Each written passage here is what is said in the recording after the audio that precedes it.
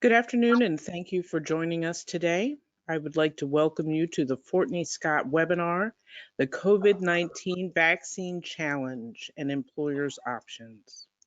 I would like to address some preliminary items before we begin. Currently, all listeners' phones are muted. At any point in time during the presentation, please feel free to submit a question in the GoToWebinar question box. We will try to answer all questions. This webinar will be recorded.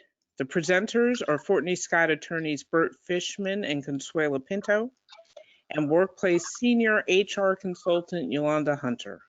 I will now turn the program over to Bert Fishman to start our briefing. Well, thank you, Valerie, and welcome everybody. Good afternoon or good morning to this webinar on this rather auspicious day. This is a kind of special webinar focusing on the COVID pandemic and mainly on the challenges, decisions, and choices that employers have with respect to vaccinations in the workplace. This is the first of 3 webinars we'll be holding this January. After today, on Monday, will be our standard briefing, which will focus on the Biden administration and the workplace. And then on the 14th, what higher education can expect from the new administration. We urge you to go to our website to register for all of these webinars, which we think will be very useful. We are pleased. I'm happily joined by Consuela Pinto, my colleague, and Yolanda Hunter, who is our HR specialist. And with that, let's move right into the action here. We have a lot to cover. Just to tell you a bit about FortneyScott and Workplace HR. FortneyScott, as you know, is a woman-owned law firm based in Washington, D.C. We specialize on workplace law across the board, dealing with many of the agencies that we talk about today and in courts and jurisdictions throughout the country. Workplace HR is our affiliated HR consultation firm, which we are very proud of because it specializes in this corporate world and crafting individualized responses and individualized solutions to HR problems under Yolanda's leadership. So that's about us. And since we have a lot on the agenda, we'll move to the next slide, which is quite important. This is an area which is changing almost minute by minute. So please remember, what we are not providing is legal guidance. This is simply background and general information, our understanding of the issues facing you. We urge you, everyone on this call, to talk to your in-house counsel, talk to your outside counsel to get specific, specialized responses to specific, specialized situations that each one of you are facing. So that's an important reminder to all of you. And with that, let us move to the agenda. We're trying to give you some background on how we got to where we are to this morning. Talk a bit about the Biden platform. We can only talk about it kind of retrospectively and prospectively, since there is only one president at a time. Next, we want to talk about, I guess, the core issue, which is now that there is a vaccine available, at least in part, as to whether one can or should mandate vaccinations for employees in the workplaces. And for the background to that, we're going to deal with the workplace laws that apply to vaccinations, and then discuss the legal and HR considerations that may help you with those choices and those decisions. And we'll end, as always, with the kind of key takeaways that we hope this webinar presents to you. And with that, let me turn it over to Yolanda to start us off on the background to the situation. Thanks, Bert, and good afternoon, everyone. So we all know that we went into Operation Warp Speed in December of 2020 with the release of the 2 vaccines.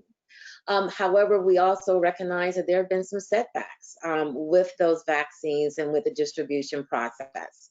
We know that they're not moving as quickly or efficiently as expected. We know that many states are not getting the vaccines, they're not being funded for getting the vaccines as quickly as expected. So there are quite a bit of challenges right now as we're going through Operation Warp Speed. In addition to that, as we're looking at some of the states, the CDC had set aside certain guidelines for states to follow as it relates to distribution of the vaccine, prioritizing healthcare workers first and then long-term care residents.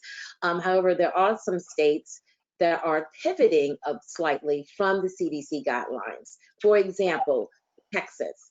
Texas has pivoted slightly from those guidelines, and they are now setting a criteria for individuals who are ages 65 and older, and individuals with certain medical conditions will be getting the vaccine first.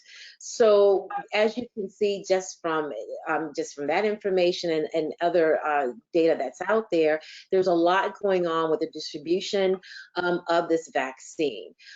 In addition to that, when we look at the conditional approval, we all know that it was initially released under EUA, Emergency Use Authorization, and that full approval for this vaccine is going to be several months, if not a couple of years away, because there's still a lot of data that the FDA has to collect and assess in efforts to make sure that the vaccine is safe for full general usage. Consuela, can you give us a little more information about the FDA's position on the safety and assessment of the vaccine? Sure. So I guess one thing that's important is to understand what an emergency use vaccine is. It has been approved by the FDA. The FDA has determined that it is safe. What hasn't happened is the FDA is continuing to collect data and assess the safety of the vaccine.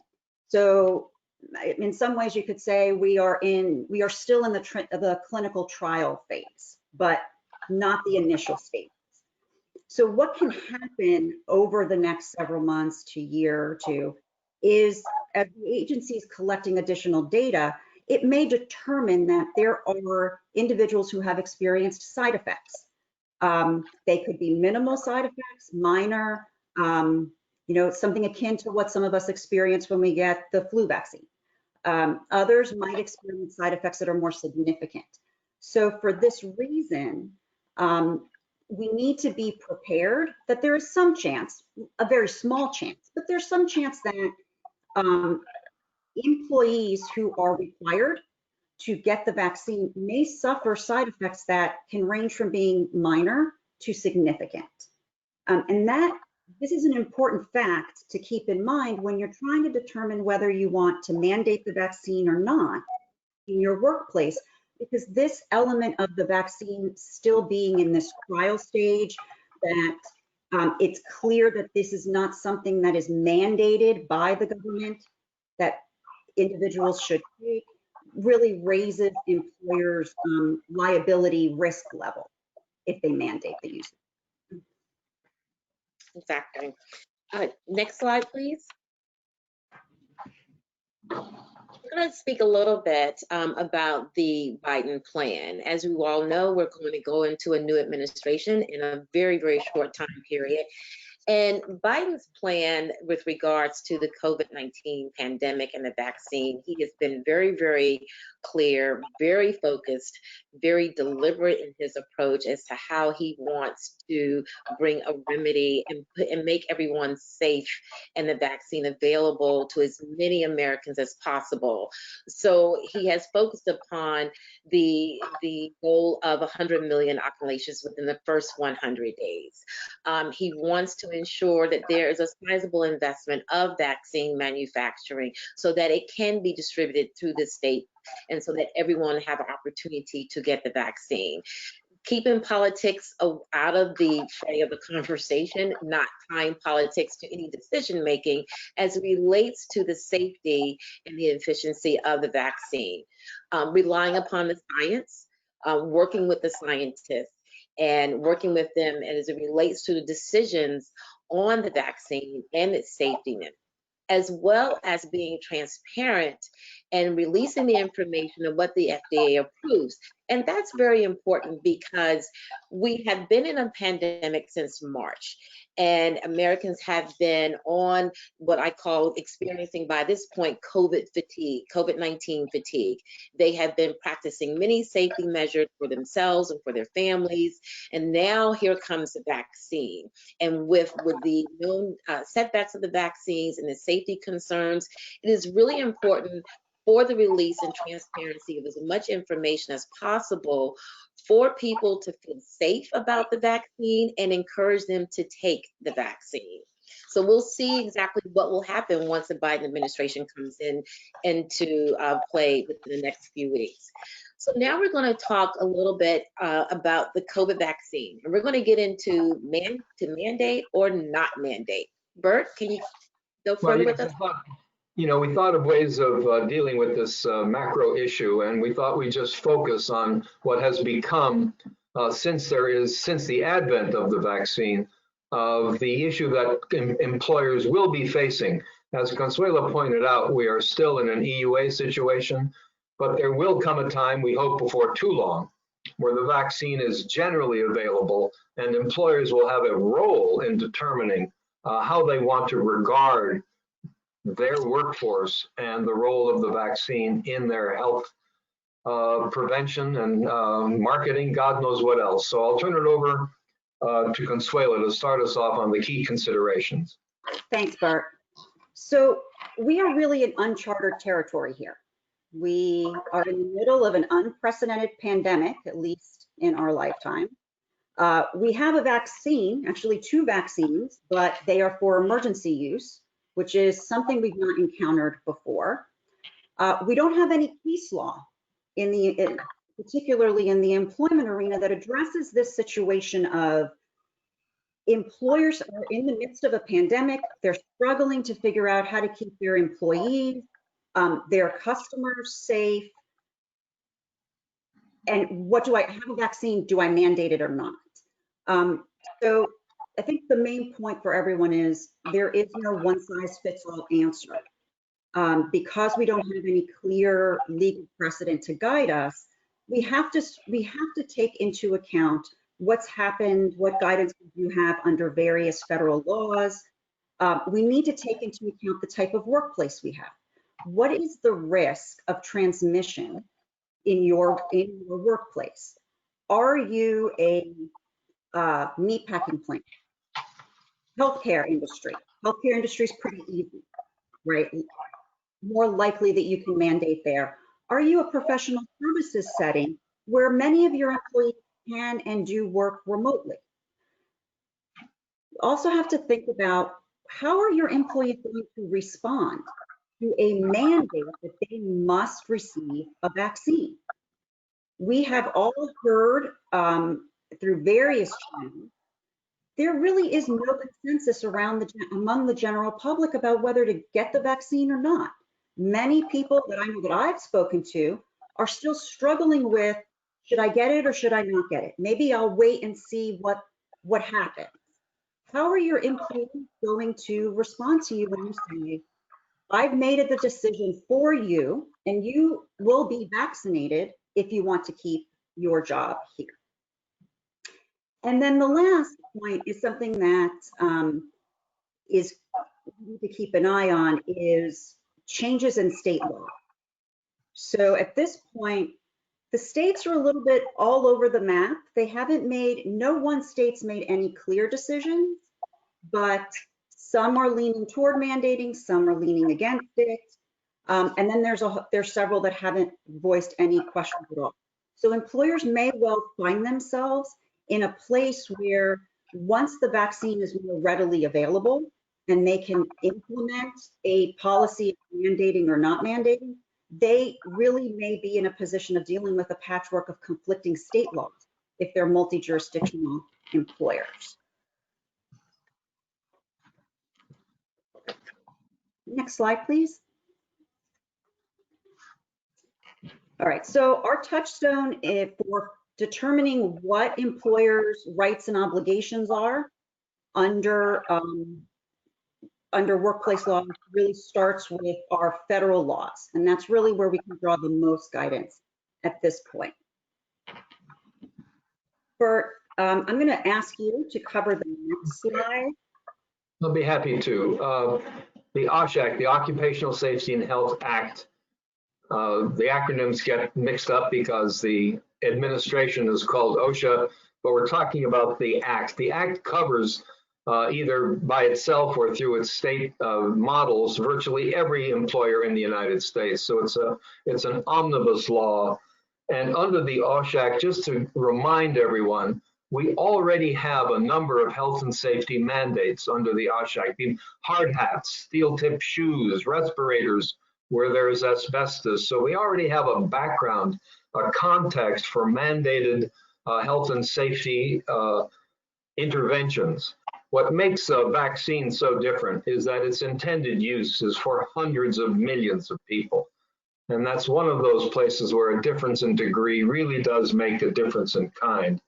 So that's why we have to think about how this vaccination issue plays into the OSHA Act. The general duty clause of the Act is pretty straightforward. You have it right in front of you. Every employer should furnish a place of employment free of recognized hazards that are likely to cause death or serious physical harm. That's quite a big deal because you know, the president has declared a national emergency. The EEOC has determined that COVID is a direct threat. We have 20 million cases, 1/4 of all the world's infections. We have 360,000 deaths. It's getting to Civil War proportions. So the question that arises immediately is, of course, is COVID-19 a recognized hazard for OSHA Act purposes, for OSHA? And one of the issues that we have to deal with is that because it covers all employees, what would happen if a group of employees, say at one of these meatpacking plants, comes to the employer and says, we believe you are violating OSHA unless you give us a vaccination because it is a recognized hazard. You know, is it a sword or is it a shield? Must an employer, in light of the breadth of the pandemic, take affirmative action, or can you deal with what the current OSHA guidances talk about, is to introduce protocols, social distancing, plastic shields, masks, in some cases respirators. This will be an issue that's going to be decided in the future, and frankly, we may get an answer because the Biden administration has been very upfront in saying that in their very first days, they're going to be doing a lot in their very first days. We've heard many things that are going to happen, right? You know, only so many things can be first. But among the first things they said they're going to do is re-examine the OSHA guidances, which are only recommendations, which means you really don't have to do them, and there's no penalty for not doing them. But the Biden administration has pledged to expand the OSHA COVID safety and health guidances into mandates of some kind to increase the level of safety that they believe is required in every workforce, and maybe in industry by industry. But it appears, at least at last reports, that they are not prepared to mandate vaccinations. But this will be an issue that we have to keep close watch of as the science develops, as Consuelo talked about. OSHA may be the most omnibus law and one that deals, of course, directly with health and safety, but there are other laws which have many, many variations. And Consuelo is going to talk a bit now about, in fact, we'll all talk about Title VII and the ADA and how that enters into the employer's decision. Thanks, Bert. All right, so let's dive into Title VII and the ADA. So if I had to pick two agencies that have been the most on the ball with getting guidance out for employers throughout this entire process, it would be OSHA, and the EEOC would be right next to it. The EEOC was very quick in March, issued some very helpful guidance. For us today, the critical provision in that initial guidance is a determination by the EEOC that COVID presented a direct threat in the workplace. And what does that mean, that there's a direct threat? Because of that, the EEOC determined that employers had a bit more leeway in asking employees questions that might otherwise be prohibited. And specifically, it allowed employers to ask some basic screening questions of employees coming into the workplace. Have you had a temperature in the last 7 days? Have you been in contact with anyone exposed to COVID-19 or with COVID-19? And it also permitted employers to conduct temperature checks, and in some cases, depending on the workplace, potentially conducting actual COVID testing. And the touchstone that the EEOC relied on to support this guidance is business necessity. So in other words, employers who want to develop a response to this direct threat in the workplace, in our situation right now, that's COVID-19, they need to demonstrate that the procedures that they are putting in place, such as temperature checks and screening questions, are job related and have a business necessity. And so we're going to sort of follow this thread. Next slide, please. So most recently, the EEOC issued updated guidance, COVID-19 guidance, on the use of vaccines. Now, it's really important, the first bullet point here, the EEOC did not expressly authorize employers to roll out mandatory vaccination programs in their workplace. They also did not affirmatively say you could not do that. What the agency did say was, if there is a need to do testing, you may, if you choose, employer, to require the vaccine, you may do so provided you comply with obligations under primarily Title VII, the ADA, and GINA. So the guidance is really based on an employer's choice. If you choose to do it, here's what you have to do to comply with Title VII, ADA, and GINA. It's important to think about, and I've had some conversations and I've done a fair amount of reading on this, that there's a bit of confusion because around the idea that the EEOC has already determined that COVID is a direct threat, and they've said you can do these, you can have screening questions, you can check temperatures, you could even COVID test. Doesn't that automatically mean that since I've got this direct threat, doesn't it automatically mean that I can mandate vaccinations regardless of the type of workplace I have, the type of jobs? As long as I accommodate for disabilities and sincerely held religious beliefs, I should be able to just mandate vaccinations. And that really, the agency did not go that far. Next slide, please.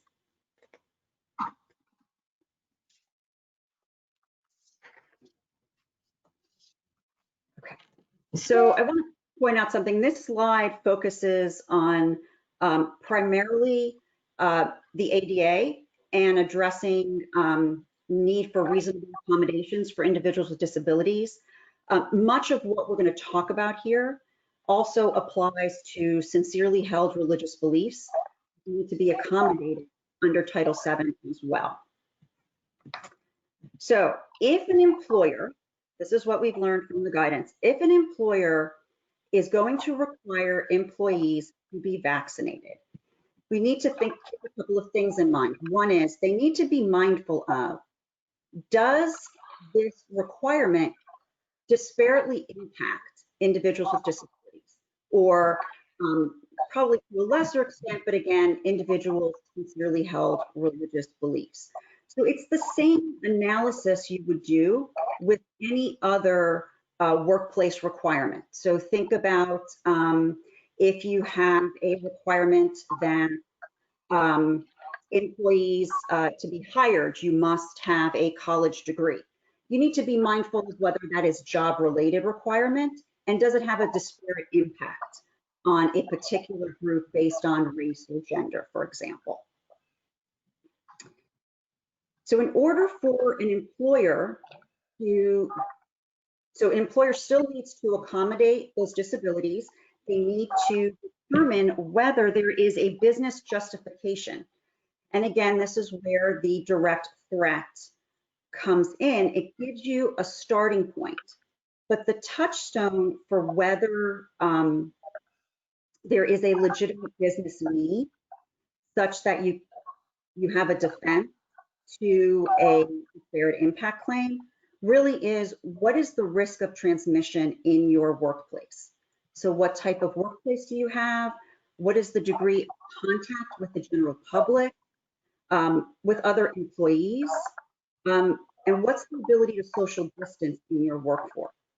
So this analysis is really very much driven by each employer's individual workplace and what can be done to ensure the safety of your employees without mandating vaccinations and without terminating employees who cannot be vaccinated or refuse to be. The next bullet talks about providing accommodation. Yes, Bert. Just to clarify, if I have to go back to the meatpacking plant, which seems everybody's chosen workforce, or to go to a hotel or a large restaurant, it is a personal service industry. I believe that there is a high degree of contact with the public on a routine basis. People in kitchens and other areas working very closely together. They can't be separated by shields. There's a lot of transfer among them and a lot of meeting with the public. If I'm an employer and we're at a time when there is a available vaccine, and I go through this calculus that you pointed out, is there anything in any of the EEOC guidances that you've read or the OSHA guidances that are around that prevents an employer from saying, I have reached a point where I think it is necessary that everybody here gets vaccinated. I can't protect ourselves. I can't protect the public. Can I do that if I go through all of these steps properly? You can. You can. There is no federal law that absolutely prohibits mandatory vaccination or permits mandatory vaccination. But the analysis that you do to determine whether there is a direct threat in your workplace and for determining whether mandating that vaccine is a business necessity is something that you have to go through, and it's going to be a workplace by workplace assessment. As I said earlier, there really is no one size fits all here. Understood, understood. I'm wondering, you mentioned the state and local. There are places in the United States now that are on virtual lockdown. I understand Los Angeles County is virtually a desert. If I'm coming off of a situation like that, does that assist in providing a basis for business necessity? I mean, it's rampant, the community, the positivity rate is 30%, there are no hospital beds. Is that part of the calculus? I think it is. I would agree that it is, but the touchstone is still your own workforce.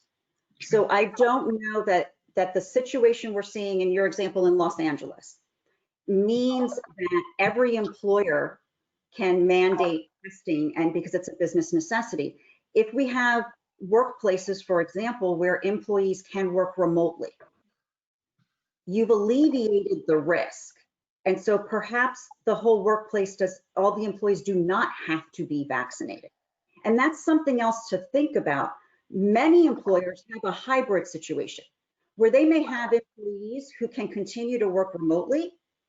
And so they're not coming into the office, they're not in contact with customers, they don't really need to be vaccinated. But then you may have an element of your workforce, a group that does have to come into the office, has a fair amount of contact with the public. That may be a group you might want to think about mandating testing for. Again, I hate to keep saying this, but there is no one size fits all, even within the same workplace. That's what's making all of this so confusing. Well, if it were an easy topic, we wouldn't be having a webinar. Right. And one of the things you also want to consider under the EEOC guidelines for when you're trying to assess a direct threat is the likelihood of the potential harm and the potential and how often, how quickly it can occur. Because that's key too. And again, back to Consuela's point, a lot of this is all, no one size fits all. It's all centered around the type of workforce. So if you take the dental industry, for example, where there is a constant customer dental contact, there's that constant contact. So the likelihood of that potential harm to occur, absolutely. So again, you have to really look at the workforce and do a really good assessment. Thanks, Yolanda. And I want to pick up on that because, so part of this is we need to be able to accommodate employers when developing their plan and determining if they're going to mandate vaccinations. They need to be thinking about how am I going to accommodate individuals with disabilities. And one question, and I think we need to think through that in advance. Another helpful point from the EEOC guidance is they've said we EEOC are not going to get in the way of you employers following guidance from other agencies. So this is an area, again, we want to be watching, particularly what does the CDC say? OSHA is always a good agency to be following in all of this. But let's say you can't come up with an accommodation. And this is where Bert and Yolanda, I'd like to get your thoughts. You've now decided you're going to mandate, and you have employees who have a disability and you cannot accommodate them.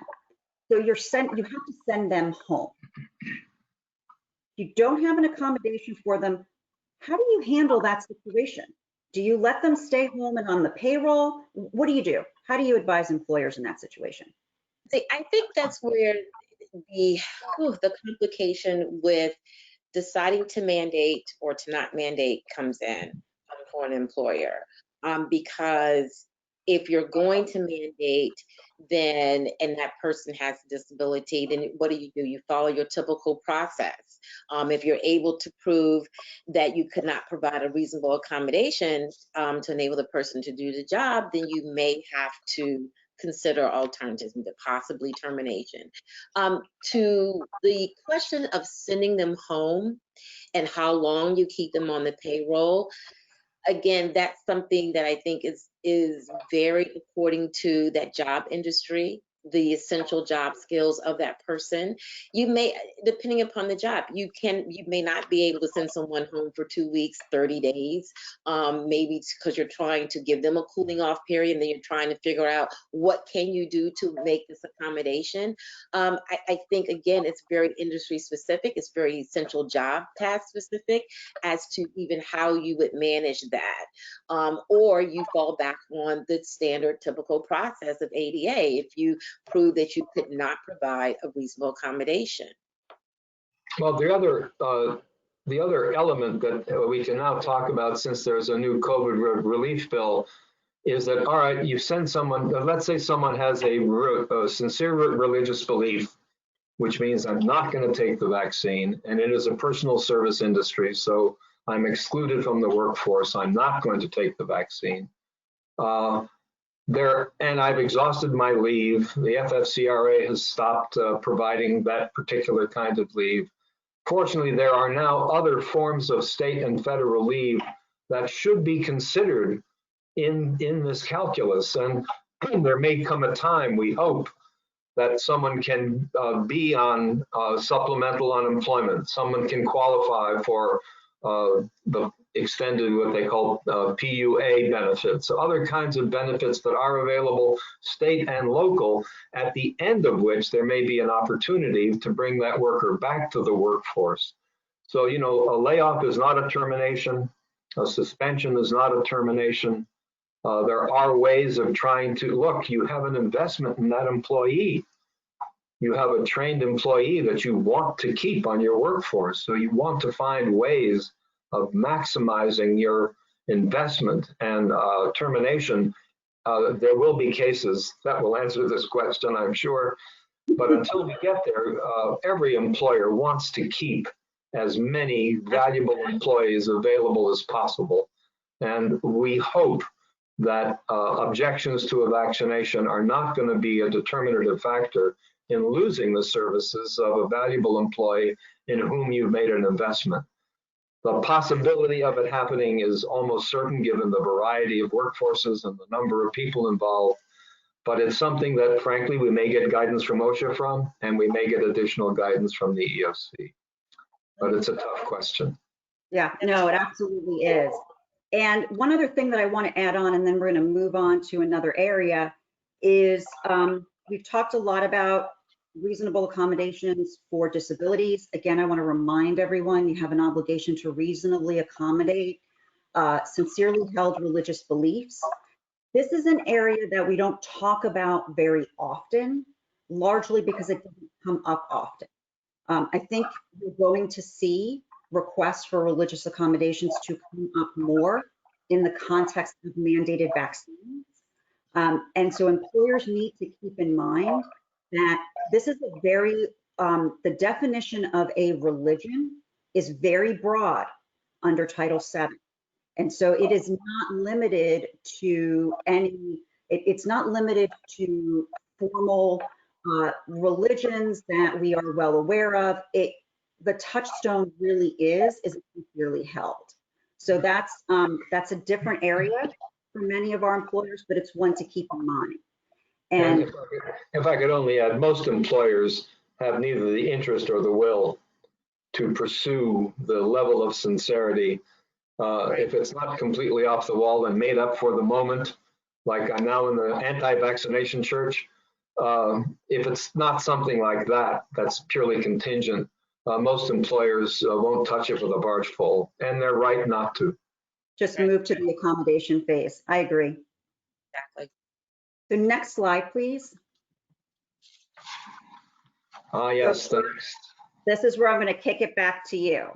All right. Yes, you know, there is yet another workplace law, the oldest of the bunch, the National Labor Relations Act from the 30s, the very first law of the New Deal virtually, and the National Labor Relations Board, which implements the National Labor Relations Act. So far, the board has offered no guidance. The General Counsel has enormous powers to issue memoranda regarding these issues, has made no statement whatsoever about it. The important thing to remember for unionized workforces is that if you institute any vaccination program of any kind, even a testing program, it should be the product of collective bargaining, since the rule under the National Labor Relations Act is if you're going to change the terms and conditions of employment, you should bargain it. And obviously this is one that is right in the bullseye of that proclamation.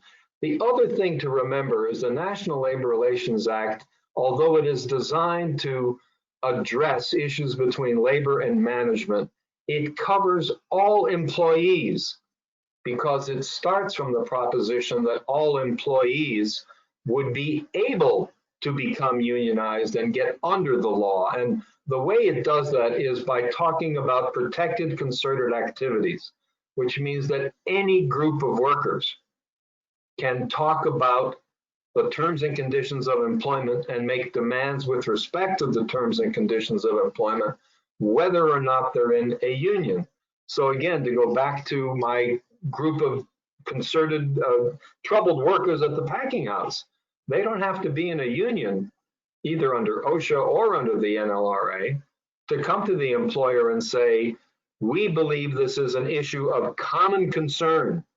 It's concerted, it's about all of us. And we want to have some response from the employer.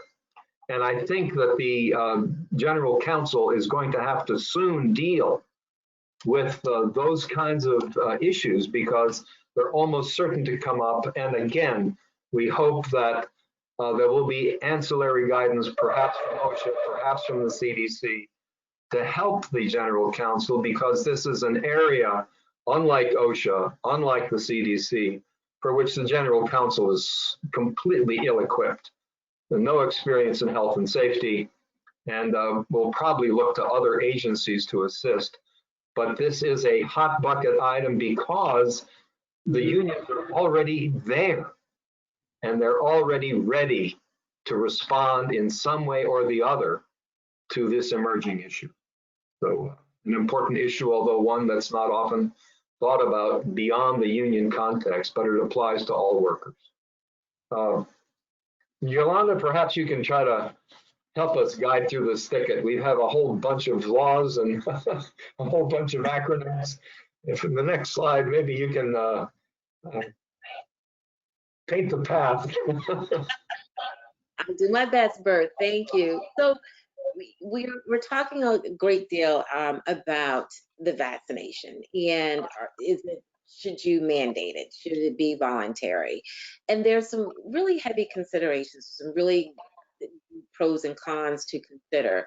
I will say that through research and through my discussions with my colleagues and participating in roundtable discussions, a lot of employers at the current moment are not leaning towards a mandated policy because they are concerned about the safety of the vaccine. And in addition to that, they're also concerned about their employees' response if they were to make this mandatory. And so there are a lot of things there that employers right now are considering and not wanting to get into, as we discussed, the religious accommodations and other issues. Some are taking what we would call the path of least resistance. They're keeping up standard safety protocols and allowing people to make their own decisions when the vaccine becomes readily available. So let's look at OSHA. We're all familiar, of course, with the OSHA General Duty Clause that employers are required to keep a workplace in compliance and free of hazards and harm. And in some workplaces, you have to wear steel-toed boots and goggles, of course, depending upon the industry. So again, that goes into not one size fits all. However, it is still important, as the CDC put out the guidelines during the earlier point of the pandemic, that there are certain safety measures such as the screens, the hand sanitizers, and other things that have to be in place in order to keep your workers safe and to create a safe working environment. When we think about risk of transmission, when we're thinking about the risk of transmission, you want to assess the likelihood of a breakout happening within your workplace. So that means you are definitely assessing the conditions of your workplace. The meat pack industry is a pretty good example because you have people that are pretty much housed into one central area, pretty much in close proximity due to the nature of their job duties. So what are you going to do with that risk of transmission? What are you going to do with regards to thinking about, is that a reason to put a vaccination mandatory policy in place because of the working conditions? But in addition to that, if you do that, or if you not do that, let's think about the liability of the risk. If you have, let's say, the meatpacking industry and you don't put a policy in place and everyone's working very closely together, then how quickly is that transmission? How quickly are people to get infected? So those are things that you have to think about within your workforce, within your working conditions, where you may have the business reason and foundation to have a mandatory policy, or maybe just allowing people to do it voluntary. When we talked about reasonable accommodations, again, the importance of how do you address the disability concerns under the ADA? How do you address the religious accommodations? Again, to Consuela's point, there are very many things, and the religious accommodation is very broad. So it's not as simplistic as the employee saying, oh, I can't do this because of my religion. It has to be without any other context. It has to be sincere belief, practice, and observation. So you have to think about those things and how you would accommodate those types of accommodations. Duty to bargain. If you have part of your staff is union and part of a collecting bargaining union, then what you want to do if you are putting a policy together is you want to make that part of your negotiating process with the CBA agreement. That's extremely important to do. Responsibility for time to receive the vaccine. It's important that if you're going to mandate the vaccine, then you want to also think about that process involved in that. Are you going to send your workers to a third party, maybe a CVS or a Care First or some other third party that's outside the workplace that will involve their time to get to have the vaccine? You may want to think of it in the same context that if you require employees to do a drug test and they have to go to a third party, that is all compensable time. It is a part of a requirement. It's part of what you're asking them to do. It is part of your policy. So you want to think about those measures, those procedures and processes, and how would you address those if you were to do a mandatory policy.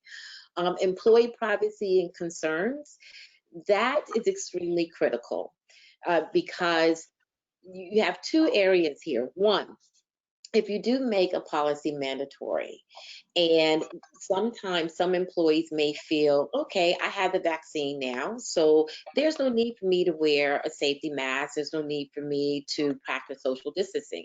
Well, according to the CDC guidelines, even after you have the vaccine, you still need to wear a mask. You still need to practice social distance practices. But if you have employees who feel like, no, there's no need for me to do that because I have the vaccine, I'm protected, that can absolutely affect productivity within your workplace. That can absolutely affect employee morale within your workplace because you're going to have some employees who are going to feel that they are still vulnerable and that they're not safe. And as it relates to their privacy concerns, you want to treat it the same as you would any other health concerns or any health conditions that you are aware of. It is to remain confidential. Those protocols do not change. All of that information is to remain confidential and as it should be. When we think about replacing terminated workers, if you make a policy mandatory for the vaccine, there could be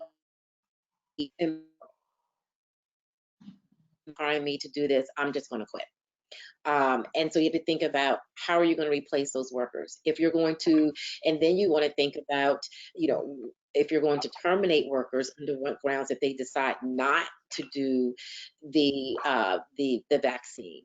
What risk do you put your workforce? What risk do you put at your workplace in terms of business productivity? As Bert's point earlier, we value our employees. We want to keep our employees. So you want to create a policy that allows them to feel encouraged.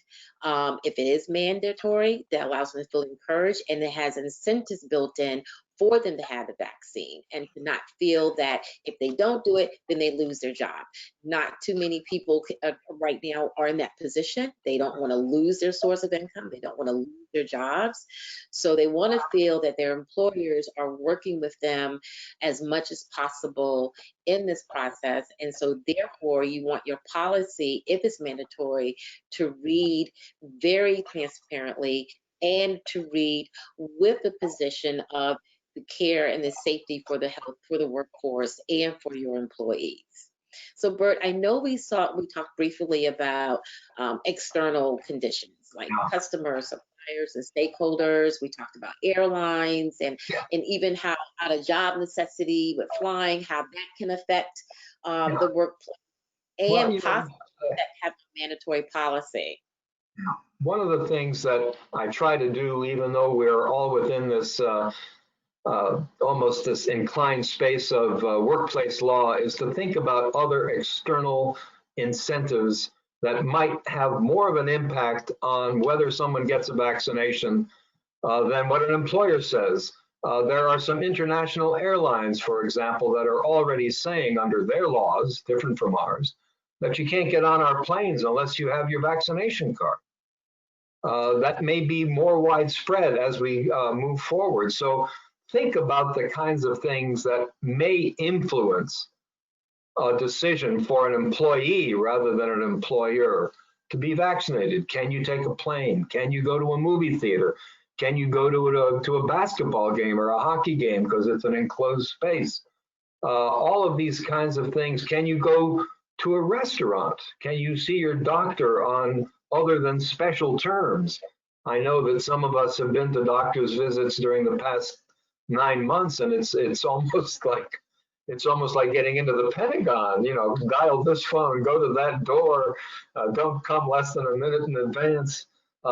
Those things may continue to prevail as the vaccinations become more available, and they're the kinds of things that may be an incentive to getting a vaccination above and beyond what an employer actually mandates. But to move into the purely reputational aspect of it, and this is where confidentiality comes into the issue, I don't think an employer is able, as a marketing device, to say, come on in, my employees are vaccinated.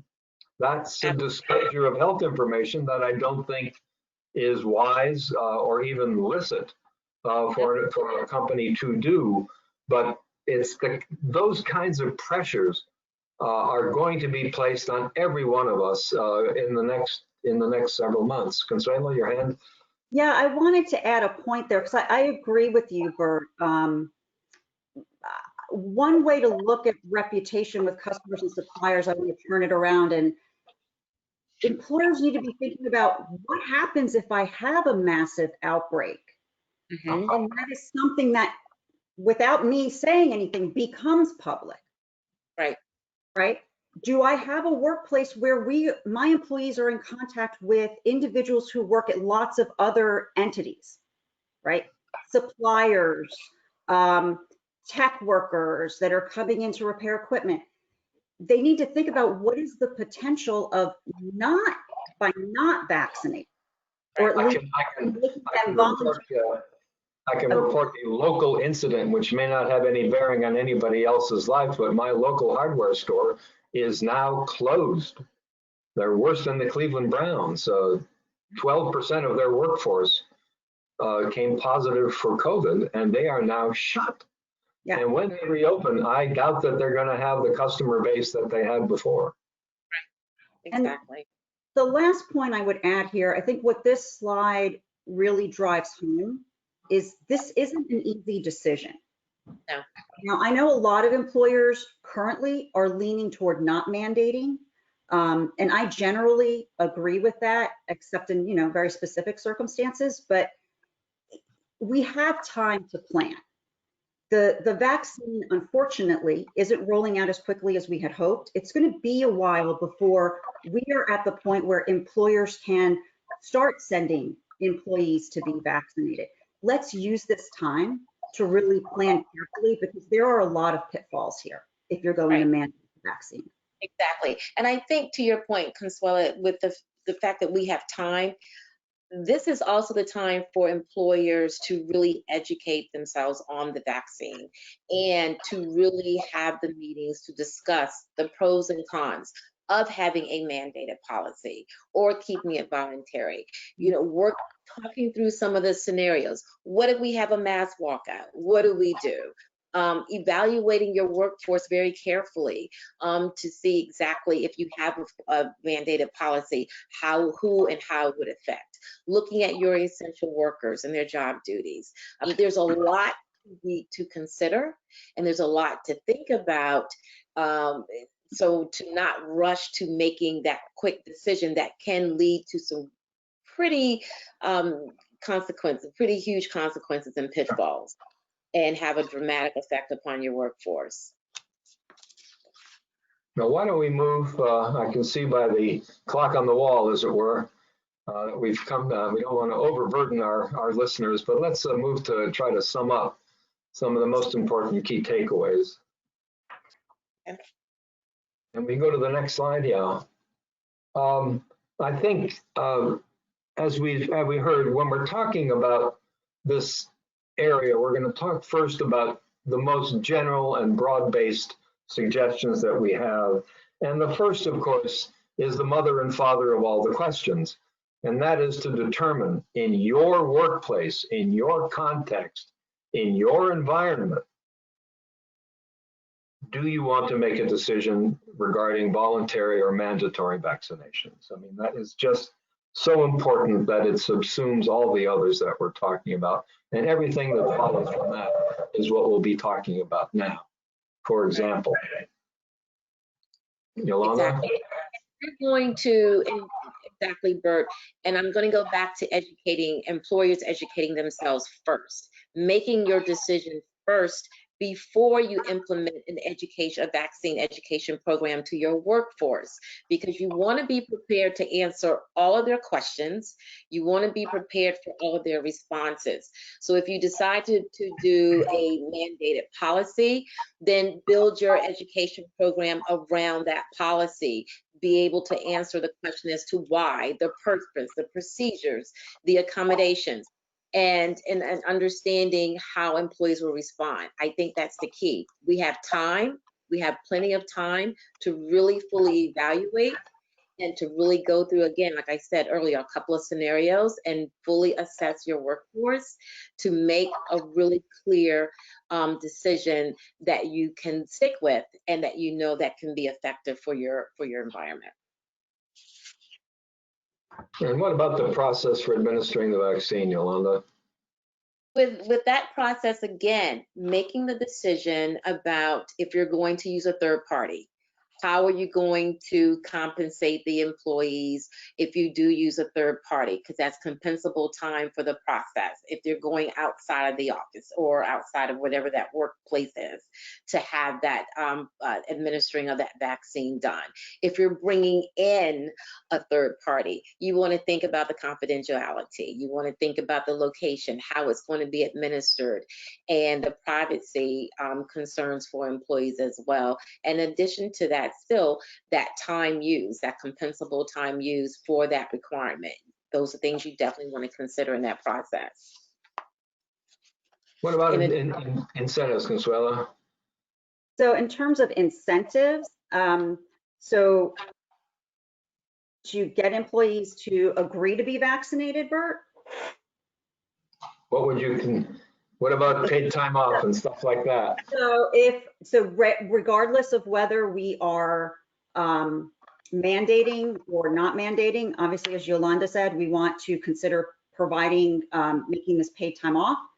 Also think about some other options are having someone come into your facility to conduct the vaccinations.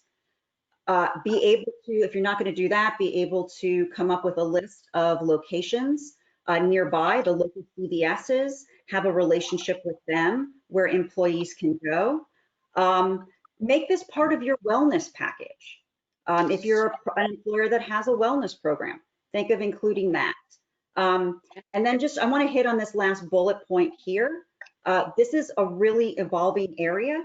So it's critically important that employers keep an eye on what's happening at the FDA and the CDC. What are they putting out in terms of guidance around the vaccine? And then keep an eye on additional guidance at the federal level, particularly from OSHA and the EEOC. And then let's not forget your state and local laws.